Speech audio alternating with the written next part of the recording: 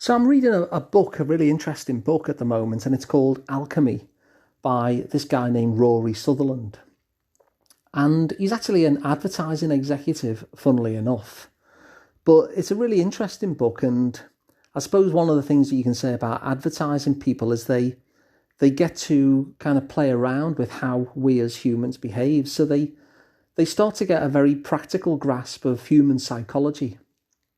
And one of the titles, one of the chapter titles, and one of the core ideas in the book is something that particularly resonates with me.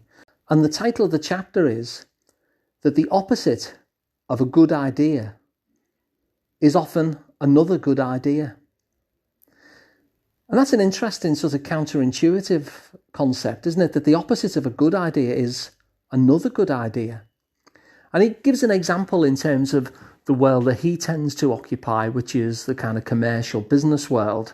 And he'll say, if you want to have more people interested in your product, for instance, then one of the things that you can do is reduce its price, because when you reduce its price, it then gives you a competitive advantage.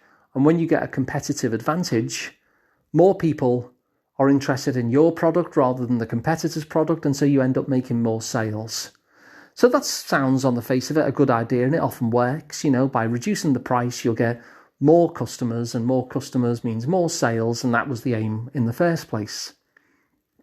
And yet in his experience, even though that works, another alternative strategy, what you might call the opposite of that good idea, is to raise prices. And often he's been working with companies and he's recommended that they raise prices as an experiment.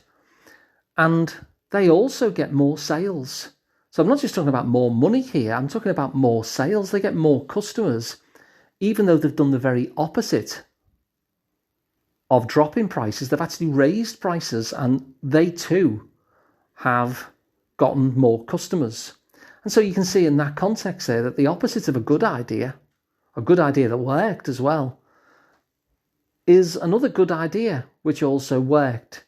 And in that case, people are, they're looking for something which gives them reassurance and confidence that this is a quality product. And one of the signals of that is price. And so when the company raises their price, they end up getting more customers rather than less.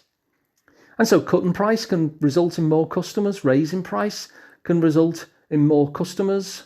The opposite of that good idea is another good idea, even though it's completely opposite. And this resonates with me because I notice this a lot in therapy, that even though there's a school of thought in some areas of therapy that what should happen is that you come in and there is a therapist with some sort of prescribed idea about what somebody like you should do in order for their life to improve, or somebody who is showing your symptoms, as they call it, what you need to do in order to get your life right. I find that it's a very different proposition. I find that it's a lot more similar to Rory Sutherland's concept of the opposite of one good idea is another good idea. And what I mean by that is often, very, very often in fact, you'll find that people who are going through a very similar struggle will take completely opposite strategies in order to get the result that they want. So just because these two people have similar sort of struggles or are exhibiting similar behaviours or whatever that they'd like to change, or thought processes that they'd like to change, the way that they successfully overcome that problem, the solutions that they build for the life that they want, are often completely counterposed to each other, even though both are successful. And so you might have someone, who's feeling a bit anxious, and they will use little distraction techniques that are not so big that they get in the way of life, but just kind of offer reassurance in the space of about 3 or 4 seconds and are able to then allow them to move on with life.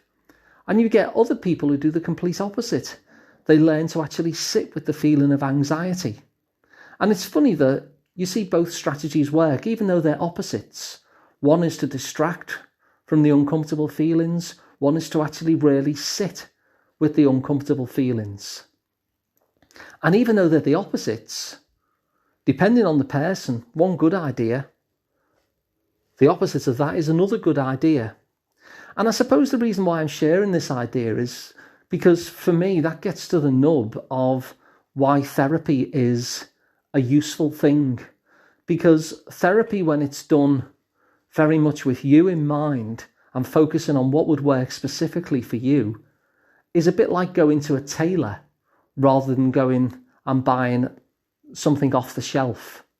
Something off the shelf, maybe like that's the equivalent of a self-help book, I suppose, that has to be applied to everybody. But the thing with therapy is because when it's done certainly the way that I approach it in terms of my philosophy of it, it's very much built around you. And so rather than having some sort of framework to kind of put you through or apply to you, what it allows to happen is something much more tailor-made, much more customized, much more unique to you and how you work and what strategies benefit you and what approaches fit with the way that you see the world. And when therapy is done that way, what happens is that it allows this idea of Rory Sutherland's to really breathe. It allows for each individual person to find your own route out of whatever struggle that you're going through towards the life that you actually want. And just as Rory Sutherland says, the opposite of one good idea is another really good idea. And so even though people might have the same struggle, the same histories, the same goals, people will often find completely counterposed and opposite ways from each other, and yet they still work. Much like the company who dropped their prices, it worked, and the company that raised their prices work. And so the joy of therapy really is that it allows something to be fitted to you and to how you think and to how you see the world and how you work and what strategies benefit you, as opposed to someone else for whom the opposite would also be a very good idea, but it would be the opposite that would work for someone else. And this is the thing that works for you. So that's the concept I want to leave you with today. That concept of Rory Sutherland's, from all his experience peeking into human psychology as an advertising executive, that the opposite of one good idea is often, very often, yet another good idea. So if you find this useful, then feel free to share it around to your family and friends and anyone you think would benefit from it. If you want to subscribe to the podcast, it's completely free. Just subscribe wherever you get your podcasts. If you prefer the video versions, you can go to asliceoftherapy.com and that'll take you to the YouTube page where all the previous podcasts are. If you'd like to work with me directly, by the way, one-on-one, then I'm Alun Parry. I'm the director of the Liverpool Psychotherapy practice, and you can find me at liverpoolpsychotherapy.co.uk. So thanks for listening, and I'll be back tomorrow.